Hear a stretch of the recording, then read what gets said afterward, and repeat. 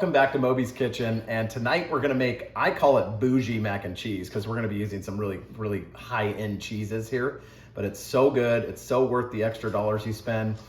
Kimber's munching away on her dinner back there, so she's getting hungry too. We're gonna be having some friends over tonight, so we're really excited to we're gonna put them on camera at the end, and they're gonna be our taste testers, and so you're gonna get a whole nother third-party review on this. Let's take a look at our ingredients tonight for this bougie mac and cheese. Or fancy mac and cheese. We're gonna be using my favorite, Pecorino Romano. Get the good stuff from Italy. Make sure that Pecorino Romano comes from Italy. We've got this Gouda cheese. It's a nice cheese. This is aged I think it's like 6 months or something like that.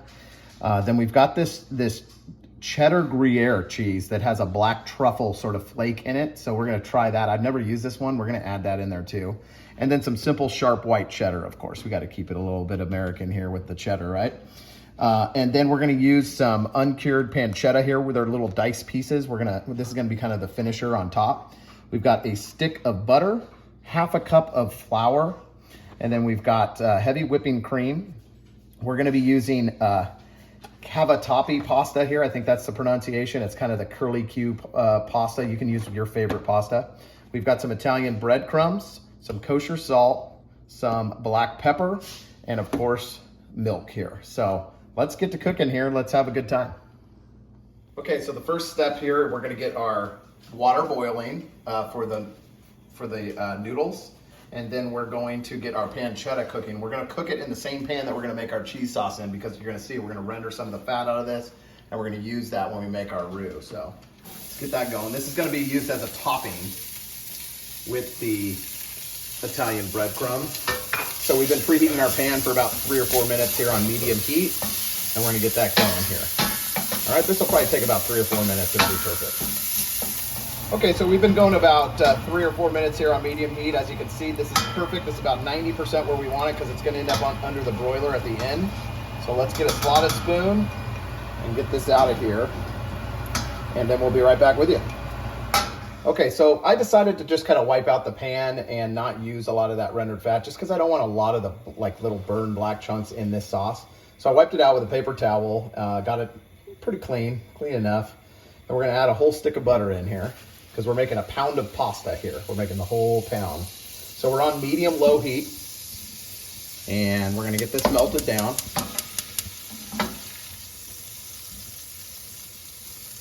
Okay, all of our butter is melted down. We're gonna add a half a cup of flour to this slowly. So we're gonna add a little bit at a time. Make sure we work the lumps out. We're just gonna make a roux here. This will be our base. See, it'll thicken up. It'll just soak up that butter. This is what gives it sort of richness and the creaminess.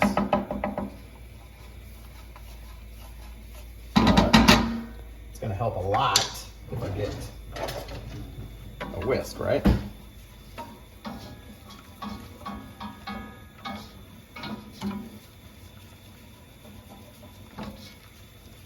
Keep whisking the flour in.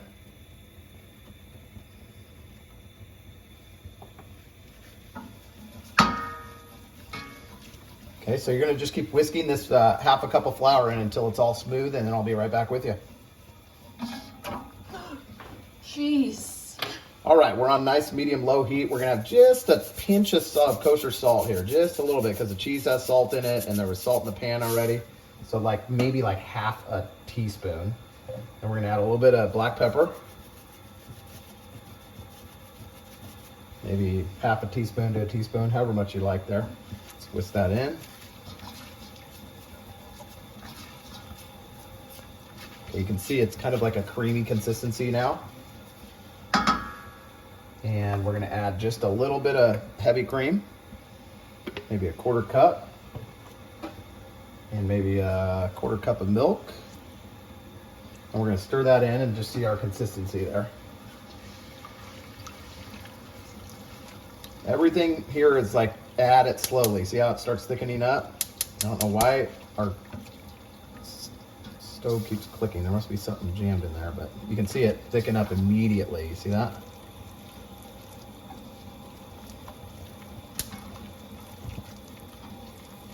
Okay, then we're gonna add some more milk and just keep adding this till you get the consistency you want. About half a cup there. And you just keep adding this milk until you get the consistency you want. I'll be right back with you when we hit that point and I'll show you what we're looking for. Okay, so you can see here, it's kind of just a thick, sort of creamy sauce at this point. Remember, we're gonna add all this cheese in here. It's gonna thicken it up.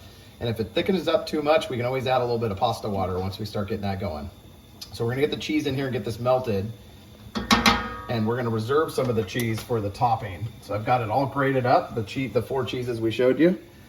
They're probably about a cup each. So we're gonna put a couple little stacks in now. Stir it in. Start getting it melted. If you put it all in at once, it just seems to take a little bit longer to get it melted down. All right, so that's going. Let's get the other cheeses in there. So this is our Gruyere, our cheddar, that truffle Gruyere, the cheddar, the white cheddar, the Pecorino Romano, and Gouda. And then we saved, I grated about a cup of each, so that's about how much we have left. We probably won't need all of that. This is starting to look good here. Now, just a little bit more of all 4, just a pinch. Then we want to save the rest of this for the topping. All right, and this is a good time to add your pasta into the water as well. All right. As you can see, it's melting nice. It's making a nice, rich, creamy sauce here. That's what we want. All right, so let's get our pasta in the water. We're gonna,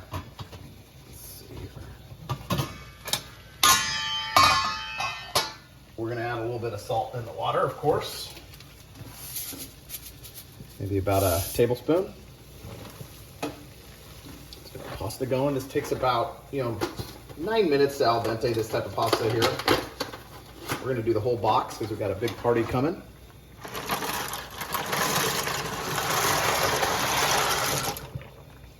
All right.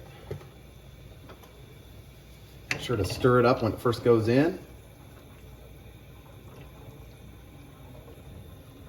We're going to let that pasta cook and just keep melting this cheese here. We're almost there.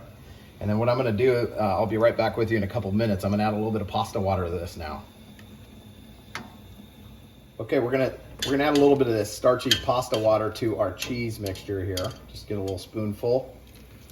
Remember, once we put the pasta in here, it's gonna thin out. So we're gonna do a couple spoonfuls in there as it melts down.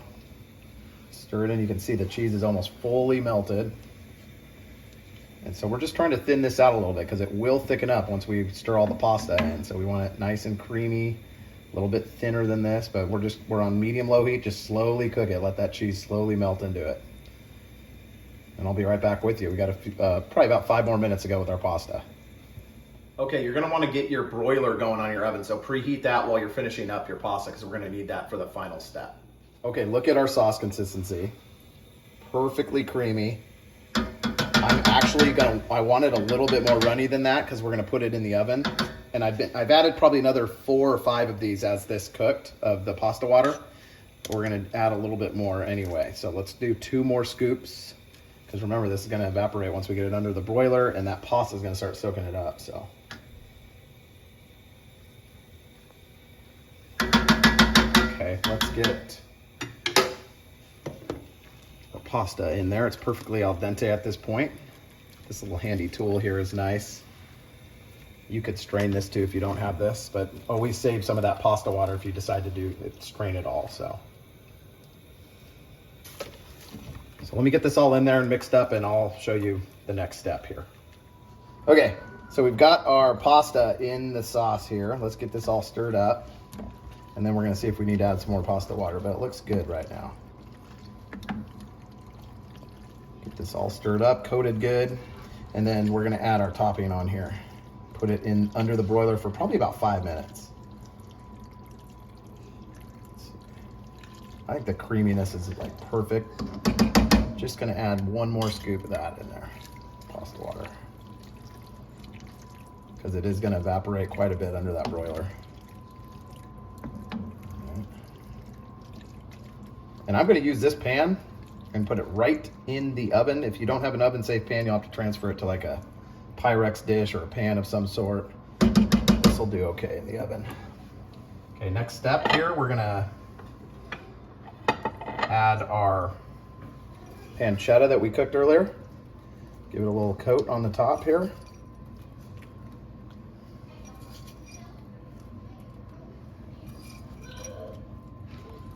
We got everybody over here now, so if you hear screaming in the background, that's what that is. Okay. And then we're gonna add our breadcrumbs. Just a thin coat here, you don't need to go too crazy.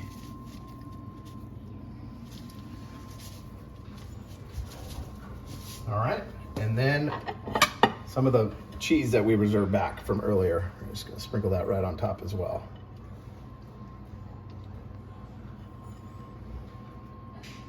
So if you don't like cheese, this one's definitely not for you. No. This is for the cheese lovers, for sure. All right, that's perfect. Then we got our broiler going here. Let's get that open. I'm gonna put this pot right in here.